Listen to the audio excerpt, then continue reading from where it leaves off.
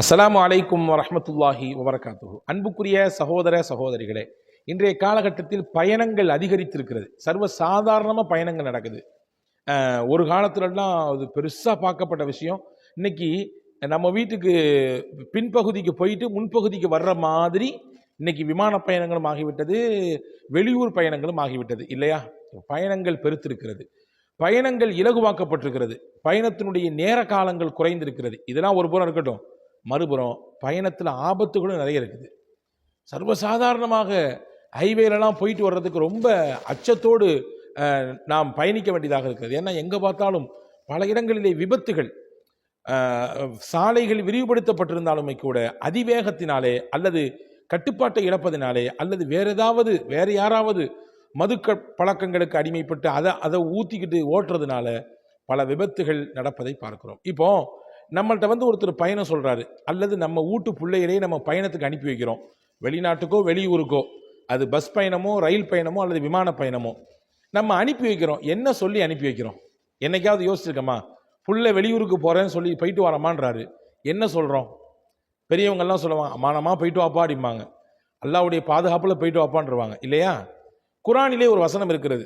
அன்புக்குரிய சகோதரர்களே, அருமை தாய்மார்களே, இந்த வசனங்களை கண்டிப்பாக நீங்கள் மனப்பாடம் செய்து வைத்துக் கொள்ள வேண்டும். இனிமேல் யார் உங்களிடத்திலே பயணம் சொன்னாலும் இந்த துவாவை சொல்லி அவர்களை வெளி அனுப்பி வையுங்கள். நிச்சயமாக அந்த பயணம் ஆபத்தில்லாத பயணமாக இருக்கும். நிச்சயமாக அந்த பயணம் துன்பங்களை நீக்கக்கூடிய பயணங்களாக இருக்கும். மட்டுமல்ல, உங்களுடைய வாழ்க்கையில் இருக்கக்கூடிய பல்வேறு விதமான துன்பங்களுக்கும் இந்த ஒரு வசனம் தீர்வாகவும் இருக்கிறது என்பதையும் அறிஞர்கள் நமக்கு சொல்லித்தர்றாங்க. அப்போ இந்த வசனம் என்னன்றதை நம்ம இன்ஷா அல்லாஹ் நாம் பார்ப்போம். அதாவது பயணப்படக்கூடியவர், அதாவது யார் பயணிக்கிறாங்களோ, இப்போ நான் பயணப்படுறேன்னா நான் எனக்குன்னு தனியாக சில துவாக்கள் ஓதிக்கொள்ள வேண்டும். ஆனால் நான் பயணத்துக்கு முன்னாடி, நான் கிளம்புறதுக்கு முன்னாடி என்னுடைய மனைவிட்ட போய் சொல்கிறேன், அல்லது என்னுடைய தகப்பனார்கிட்ட சொல்கிறேன், என்னுடைய நண்பர்கள்ட்ட சொல்கிறேன். அவங்க என்ன செய்யணும் அப்படின்னா எனக்காண்டி துவா செய்யணும் இல்லையா? போயிட்டு வாப்பா, பாய் பாய், ஹாய் ஹாய் என்று கையை காட்டி விடுவது மட்டும் நம்முடைய கலாச்சாரம் அல்ல. வழி அனுப்பி வைக்கும் பொழுது அவர் பாதுகாப்பாக போய் சேரணும், எந்த இடரும் ஏற்பட்டுறக்கூடாது, எந்த விபத்தும் ஆபத்தும் அவருக்கு வந்துடக்கூடாது, பயணம் பாதியிலேயே தடைபற்றக்கூடாது, பயணத்தின் நோக்கம் என்னவோ அதை அடைய வேண்டும் என்றெல்லாம் எண்ணித்தான் இந்த துவாவை நாம் ஓதச் சொல்கிறோம். அன்பு சகோதரர்களே, யாக்கூப் அலைஹிஸ்ஸலாம் நமக்கு தெரியும், யூசுப் அலைஹிஸ்ஸலாமுடைய தகப்பனார். யூசுப் அலைஹிஸ்ஸலாம் ஈஜிப்தில் மிகப்பெரிய பொறுப்பில் இருக்கிறாங்க. நீண்ட வரலாறு, யூசுப் அலைஹிஸ்ஸலாமுடைய வரலாற்றிலே இந்த செய்தி வருது. இப்போ யூசுப் அலைஹிஸ்ஸலாம் தன்னுடைய கூட பிறந்த தம்பி பின்யாமீனை பார்க்க ஆசைப்படுறாங்க. அப்போ அவங்களுடைய சகோதரர்களை சொல்லி அவரை கூட்டு வந்தேன், நீங்கள் கூட்டு வந்தீங்கன்னா அதிகப்படியான தானியங்களை உங்களுக்கு நான் தருவேன் அப்படின்னு சொன்னாங்க. இந்த பிள்ளைங்கள்லாம் போய் அப்பாட்ட, அதாவது யாக்கூப் அலைஹிஸ்ஸலாம்கிட்ட, அரசர் அதாவது முக்கிய மந்திரி யூசுஃப்னு தெரியாது அவங்களுக்கு, இந்த மாதிரி தம்பியை கூட்டு வர சொன்னாங்க. இவரை சேர்த்தி கூட்டிட்டு போனால் நமக்கு இருக்கக்கூடிய வறுமை, தானியங்கள்லாம் இல்லை, பத்தாக்குறையாக இருக்குது, எக்ஸ்ட்ரா அதிகமாக தரேன் இருக்காரு அப்படின்னு சொன்ன உடனே யாக்கூப் அலைஹிஸ்ஸலாமுக்கு விடுறதுக்கு மனசு இல்லை. ஏன்னா ஏற்கனவே இந்த பிள்ளைங்க யூசுப் நபியை கூட்டி போய் கடைசியில் கிணத்துல போட்டு விட்டாங்க. அல்லாஹ் தஆலா அவர்களை பாதுகாத்து வேற லெவலில் கொண்டு போயிட்டா வச்சுக்கலாம். ஆனாலும் யாக்கூப் அலைஹிஸ்ஸலாமுக்கு இழப்பு தானே, பிள்ளை இழந்திருக்காங்கல்ல. ஏற்கனவே ஒரு பிள்ளை இழந்திருக்கோம், இன்னொருக்கு இந்த பிள்ளையும் கூப்பிட்றாங்களே, என்ன பண்ணுறது? இருந்தாலும் ஒரு காரணம் வேற சொல்கிறாங்க. சரி அனுப்பி வைப்போன்னு சொல்லி நம்பி அனுப்பி வச்சாங்க. அப்படி அனுப்பி வைக்கும் பொழுது யாக்கூப் அலைஹிஸ்ஸலாம் ஓதிய துவாவை தான் அல்லாஹ் குர்ஆனிலே பதிவு செய்கிறான். தன்னுடைய மகன் பின்யாமீனை வெளியூருக்கு வெளிநாட்டுக்கு பயணம் அனுப்பி வைக்கக்கூடிய நேரத்தில் பாதுகாப்பாக போய்விட்டு வா என்று மட்டும் சொல்லவில்லை, அவர்கள் அழகான ஒரு துவாவை ஓதினார்கள்.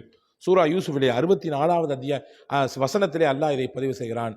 ஃபல்லாஹு கைருன் ஹாஃபிதா வஹுவ அர்ஹமுர் ராஹிமீன். இதுதான் அந்த துவா. அல்லாஹ் பாதுகாப்பதில் மிகச்சிறந்தவன், அல்லாஹ் கருணையாளனின் ஆகப்பெரிய கருணையாளன். இதுதான் அந்த துவாவினுடைய அர்த்தம், அந்த வசனத்தினுடைய ஒரு பகுதியினுடைய அர்த்தம். இதை ஓதி ஹஜ்ரத் யாக்கூப் அலைஹிஸ்ஸலாம் தன் மகனை அனுப்பினார்கள். பாதுகாப்பாக போனார் என்பது மட்டுமல்ல, அவருடைய உடன்பிறந்த சகோதரர் யூசுப் அலைஹிஸ்ஸலாமோடு இணைந்து கொண்டார். அதற்கு பிறகு அவனுடைய ட்ரெண்டே மாறுது, அவங்களுடைய ரூட்டே மாறுது. யாக்கூப் அலைஹிஸ்ஸலாம் மறுபடியும் தன்னுடைய இழந்த யூசுப் அலைஹிஸ்ஸலாமை சந்திக்கிறாங்க. அதற்கு பின்னாடி பின்யாமீனையும் சந்திக்கிறாங்க. அதுக்கு பின்னாடி பெரிய பெரிய நிகழ்ச்சிகள் எல்லாம் நடந்ததாக, அவங்க கண்ட கனவுக்கெல்லாம் விளக்கம் கிடைத்ததாக அந்த வரலாறு அப்படி நீண்டு போதுன்னு வச்சுக்கலேன். இங்கே நமக்கான செய்தி என்ன அப்படின்னா, யாராவது பயணப்பட்டு வெளியூருக்கு போனாங்க, நம்மள்கிட்ட பயணம் சொன்னாங்கன்னா கண்டிப்பாக இந்த துவாவை சொல்லி தான் அவங்களை அனுப்பி வைக்கணும். அப்படி அனுப்பி வைக்கும் பொழுது உங்களுடைய பயணம் நோக்கம் அடைய பெறுவதற்கு அது வழிவகுக்கும். அதே மாதிரி உங்களுடைய பயணம் பாதுகாப்பாக அமையும். ஆபத்துகள் விபத்துகளை இல்லாத பயணமாக அதை அமைத்து கொடுப்பான் அல்லாஹ். இடையிலேயே பயணங்கள் முறிவு பெற்று விடாமல் அல்லாஹ் பாதுகாப்பான். இப்படி பல பலன்களை இந்த வசனம் நமக்கு தருகிறது. அதோடு மட்டுமல்ல, துன்பங்களை நீக்கி இன்பங்களை தருவதற்கும் இந்த வசனம் மிகப்பெரிய மருந்தாக இருக்கிறது என்பதையும் அறிஞர் பெருமக்கள் நமக்கு சொல்லித் தர்றாங்க. இன்ஷா அல்லாஹ் இனிமேல் இதை நீங்கள் உள்வாங்கிக் கொள்ளுங்கள். கட்டாயமாக இதை மனப்பாடம் செய்து கொண்டு உங்களிடத்தில் யார் வந்து இப்படி பயணம் சொன்னாலும் இந்த துவாவை சொல்லி அவர்களை அல்லாஹ்வின் பாதுகாப்பில் அனுப்பி வையுங்கள். அல்லாஹ் தௌஃபீக் செய்வானாக. அஸ்ஸலாமு அலைக்கும்.